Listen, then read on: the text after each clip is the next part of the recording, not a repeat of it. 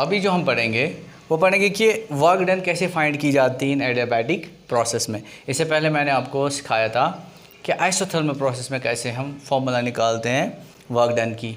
Isothermal मतलब जहाँ पे टेम्परेचर कांस्टेंट रहता है, और एडियाबैटिक मतलब जहाँ पे exchange of heat is equal to zero, कोई एक्सचेंज ऑफ हीट नहीं होता है।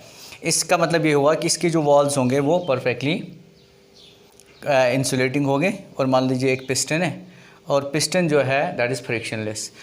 तो अभी मान लीजिए कि जैसे कि ये ऊपर जाएगा तो वर्क डन होगी, अगर ये ऊपर गया तो अब पहले मैं इसके वैल्यूज़ लिखूँगा। जैसे मान लो लेट इसके इनिशियल वैल्यूज़ जो है, इनिशियल वैल्यूज़ जो है मान लीजिए प्रेशर का इनिशियल वैल्यू P1 है और वॉल्यूम का वैल्यू जो है पहले V1 है और टेम्परेचर का T1 है। जब ये ऊपर जाएगा तो इसके फाइनल वैल्यूज़ क्या होंगे, उनको हम लेते हैं कि लेट प्रेशर हो गया P2, वॉल्यूम हो गया V2 और टेम्परेचर हो गया T2।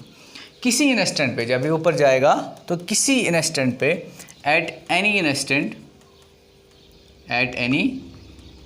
इंस्टेंट मान लीजिए जो प्रेशर होगा किसी भी इंस्टेंट पे वो हम मान लीजिए P लेते हैं, और इसका जो एरिया होगा वो हम लेते हैं A। तो प्रेशर जो होता है वो फोर्स बाय एरिया होता है, तो मींस फोर्स किसके बराबर आएगा, प्रेशर इनटू एरिया। अब क्या करेंगे हम कि मान लो कि ये जो पिस्टन है ये थोड़ा ऊपर जाएगा, थोड़ा सा ऊपर गया तो मान लो कितना ऊपर गया dx, तो डिस्प्लेसमेंट भी क्या होगी, छोटी होगी। तो अगर हम मान लेते हैं कि ये थोड़ा सा ऊपर गया यानी कि स्मॉल डिस्प्लेसमेंट होगी कितनी, dx, तो वर्क डन भी क्या होगी, वो स्मॉल वर्क डन होगी, कितना, dw।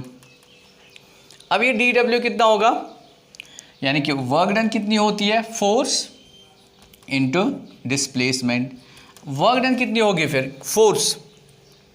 फोर्स की जगह हम ये पुट करेंगे यानी कि प्रेशर इनटू एरिया, तो दिस बिकम्स PA dx।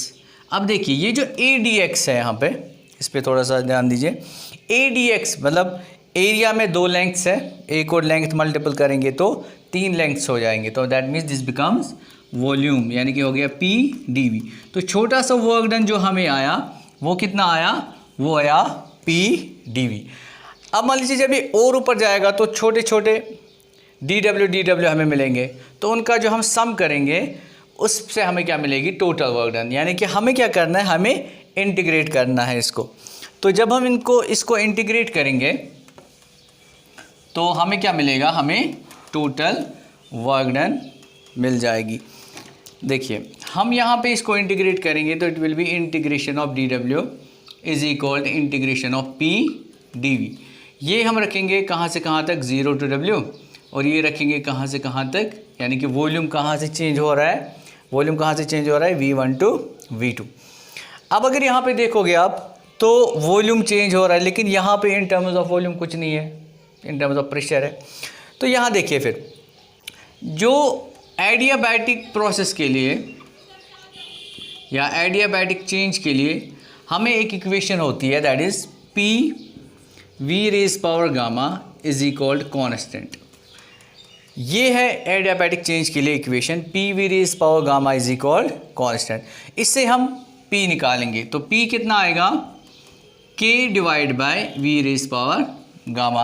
अब हम क्या करेंगे, इस P को यहाँ पे पुट करेंगे तो वो क्या मिलेगा हमें, दैट विल बी इक्वल, ये तो W बनेगा, यहाँ पे क्या होगा, इंटीग्रेशन ऑफ P की जगह क्या लिखेंगे, K V raise power gamma, और आएगा dV V1 to V2। अब देखिए K इज़ कॉन्स्टेंट तो इसकी इंटीग्रेशन नहीं होगी, तो K बाहर आएगा, तो इंटीग्रेशन किसकी होगी, इंटीग्रेशन होगी 1 by V raise power gamma की। इस V रेज पावर गामा को मैं ऊपर ले जाऊंगा तो ये बनेगा V raise power minus gamma dV। ठीक है, अब इसके बाद क्या होगा, देखिए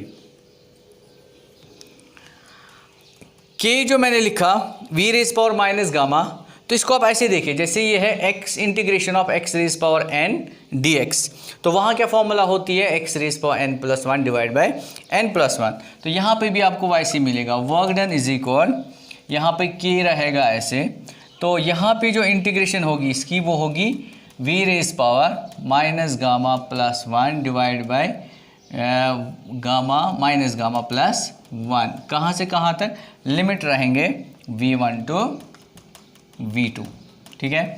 अब देखिए तो वर्क डन किसके बराबर होगी, अब इसको मैं माइनस गामा प्लस 1, इसको मैं लिख सकता हूँ 1 माइनस गामा, और इसको मैं बाहर निकालूंगा, यहाँ पे लिखूंगा तो it will B k 1 minus gamma. तो यहाँ पे क्या बचेगा, देखिए यहाँ पे भी मैं लिख सकता हूँ v raise power 1 minus gamma, लेकिन और क्या करूँगा, upper limit minus lower limit करूँगा। तो ये जब लिमिट आएगा ये बनेगा v2 1 minus gamma minus v1 1 minus gamma, ठीक है। अब देखिए आगे क्या करेंगे हम,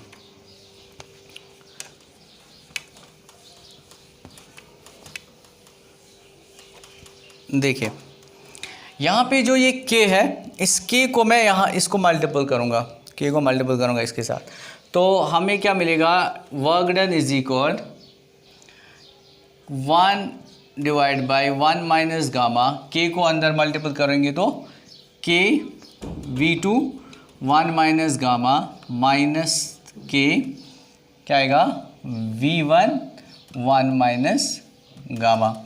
अब देखिए अभी मैंने आपको बताया कि p v raise power gamma क्या होता है, कांस्टेंट, यानी कि हमें पता है p v raise power gamma क्या होता है, कांस्टेंट। इसका मतलब क्या हो गया, हम ऐसे लिख सकते हैं p1 v1 gamma is equal p2 v2 gamma, वो किसके बराबर होगा, कांस्टेंट। यानी कि अब क्या होगा, k की जगह यहाँ पे हम ये वैल्यूज़ पुट कर सकते हैं। तो what is work done equal 1 divide by 1 minus gamma, k की जगह क्या लिखेंगे p2 v2 गामा, और क्या आएगा v2 1 माइनस गामा, उसके बाद माइनस ये, अब k का वैल्यू ये पुट करेंगे p1 v1 गामा, और क्या है v1 1 माइनस गामा, ठीक है।